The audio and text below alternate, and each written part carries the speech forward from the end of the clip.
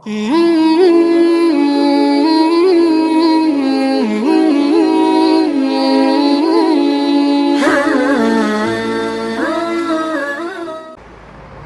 للہ رب العالمین والصلاة والسلام علی سید الانبیاء والمرسلین وعلی آلہ واصحابہ اجمعین اما بعد فاعوذ باللہ من الشیطان الرجیم بسم اللہ الرحمن الرحیم وتلک الایام نداولها بین الناس صدق اللہ العظیم۔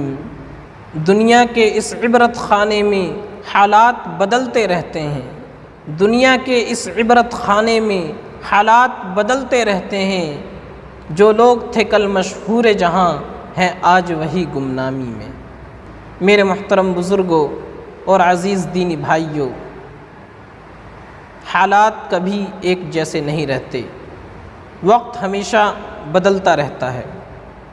آج جو لوگ طاقت اور قوت کے مالک ہیں، ایک دن ایسا بھی آئے گا کہ وہ مجبور اور بے کس ہو جائیں گے۔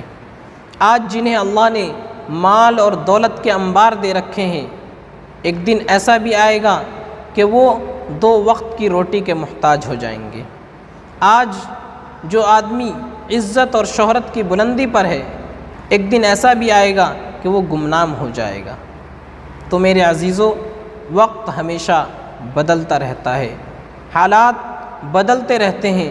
اسی کو اللہ نے قرآن میں فرمایا وَتِلْكَ الْأَيَّامُ نُدَاوِلُهَا بَيْنَ النَّاسِ، کہ ان دنوں کو ہم لوگوں کے درمیان باری باری دہراتے رہتے ہیں، عدلتے بدلتے رہتے ہیں۔ آج جو غالب ہے کل کا وہ مغلوب ہو سکتا ہے، آج جو مغلوب ہے کل کا وہ غالب ہو سکتا ہے، آج جو فاتح ہے کل وہ مفتوح ہو سکتا ہے، آج جو حاکم ہے کل وہ محکوم ہو سکتا ہے۔ تو یہ حالات اللہ بدلتے رہتے ہیں۔ تاریخ کے اندر ایسے ہزاروں واقعات موجود ہیں جن کو پڑھ کر کے ہم سمجھ سکتے ہیں کہ حالات بدلتے رہتے ہیں، وقت بدلتا رہتا ہے۔ آج سے ٹھیک 20 سال پہلے 9/11 کا حملہ ہوا، امریکہ کا ورلڈ ٹریڈ سینٹر بالکل تباہ و برباد ہو گیا۔ اس وقت امریکہ نے یہ عزم کیا تھا کہ ہم طالبان کو دنیا سے ختم کر کے دم لیں گے، اور اس کے لیے اس نے ہر طرح کی کوشش کی، طاقت کا استعمال کیا، ہتھیار کا استعمال کیا، فوج کا استعمال کیا، اور ہر طریقے سے طالبان کو تباہ و برباد کیا۔ لیکن آج حالات کیا ہیں؟ اللہ نے کس طرح حالات کو بدلا؟ کیا وقت آ گیا کہ امریکہ افغانستان سے دم دبا کر بھاگنے پر مجبور ہو گیا؟ طالبان جس کو ساری دنیا ختم کرنا چاہتی تھی، آج امریکہ اس کے سامنے گھٹنے ٹیکنے پر مجبور ہو گیا، اس کی مدد کرنے پر مجبور ہو گیا، اور دنیا طالبان کی حکومت کو تسلیم کرنے پر آمادہ ہو گئی۔ تو اللہ تبارک و تعالی اس طرح حالات کو بدلتے ہیں۔ میرے عزیزو، میں صرف اتنا عرض کرنا چاہتا ہوں کہ ہمیں اور آپ کو ان بدلتے حالات سے عبرت حاصل کرنی چاہیے، سبق لینا چاہیے۔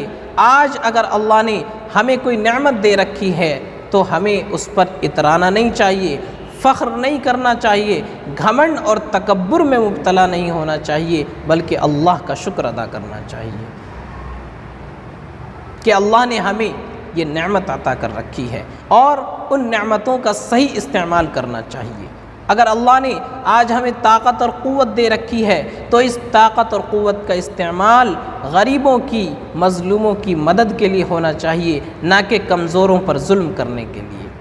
آج اگر اللہ نے ہمیں مال اور دولت کے انبار دے رکھے ہیں تو اس مال اور دولت کا استعمال لوگوں کی ضرورتوں کو پورا کرنے کے لیے ہونا چاہیے، بے کسوں کو سہارا دینے کے لیے ہونا چاہیے، بھوکوں کو کھانا کھلانے کے لیے ہونا چاہیے، پیاسوں کو پانی پلانے کے لیے ہونا چاہیے، ننگوں کو کپڑا پہنانے کے لیے ہونا چاہیے۔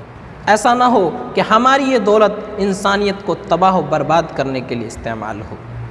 تو ہمیں اور آپ کو ان حالات سے سبق لینا چاہیے، اور اللہ نے نعمتیں دی ہیں تو ان نعمتوں کا صحیح استعمال کرنا چاہیے، انسانیت کو اس سے فائدہ پہنچانا چاہیے۔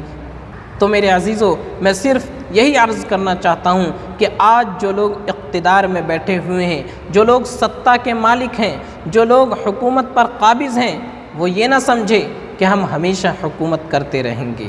وہ راحت اندوری صاحب نے کہا تھا کہ جو آج صاحب مسند ہیں کل نہیں ہوں گے، جو آج صاحب مسند ہیں کل نہیں ہوں گے، کرایہ دار ہے ذاتی مکان تھوڑی ہے۔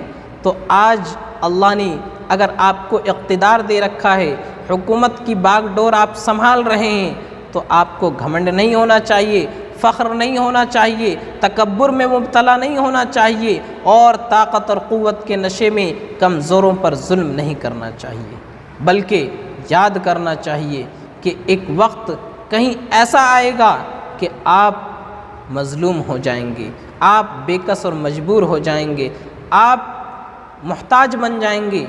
اس لیے ہر وقت ہر انسان کو ڈرنا چاہیے۔ ہمیں اور آپ کو بھی اللہ نے نعمت دے رکھی ہے تو ان کا صحیح استعمال کرنا چاہیے، اور دنیا کے بدلتے ہوئے حالات سے ہمیں عبرت حاصل کرنی چاہیے۔ اللہ تعالی ہم سب کو عمل کی توفیق عطا فرمائے۔ وآخر دعوانا ان الحمد للہ رب العالمین۔